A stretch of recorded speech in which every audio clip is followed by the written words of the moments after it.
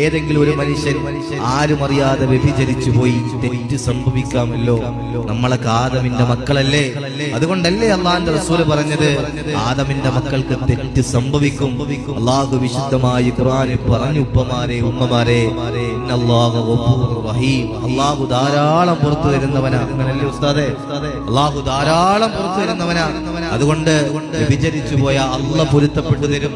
കരഞ്ഞു ദുആ ചെയ്താ, നീ പലിശയ്ക്ക് കൊടുത്തു പോയി കരഞ്ഞു ദുആ ചെയ്ത അള്ളാഹ് പൊരുത്തപ്പെട്ടു തരും. പക്ഷേ ഏതെങ്കിലും ഒരു മനുഷ്യനെ കുറിച്ച് കുത്തുവാക്ക് പറഞ്ഞ ആ മനുഷ്യൻ പൊരുത്തപ്പെട്ട് തരുന്നത് വരെ അള്ളാഹു പൊരുത്തപ്പെട്ട് തരില്ല. എന്തിനാ 60 70 വയസ്സ് ജീവിക്കുന്നിടയിൽ എന്തിനാ പിണക്കം? എന്തിനാ പിണക്കം? ചിന്തിച്ചു നോക്കിച്ചു. എന്തിനാണ് രണ്ട് വിഭാഗീയത? എന്തിനാണ് സ്നേഹമില്ലായ്മ? നമ്മളെല്ലാവരും പരസ്പരം കാണുന്നവരല്ലേ?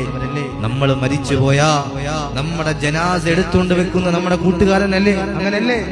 പള്ളിയിലേക്ക് കൊണ്ടുവരുന്ന അവസാന മഹാമയ്യത്തിനെ കൊണ്ടുവച്ചിട്ട് ദുആ ചെയ്യും, അല്ലാഹുമ്മ ഗ്ഫിർ ലഹു വറഹംഹു വഅഫു അൻഹു എന്ന് പറഞ്ഞു ദുആ ചെയ്യും. അന്നേരം പള്ളിയിൽ ഉസ്താദ് ചോദിക്കും, ഈ മനുഷ്യനോട് എന്തെങ്കിലും ബാധ്യതകളോ എന്തെങ്കിലും ഉണ്ടെങ്കിൽ പൊരുത്തപ്പെട്ടു കൊടുക്കണേ എന്ന്. ആ സമയത്താണോ പൊരുത്തപ്പെടിക്കേണ്ടത്?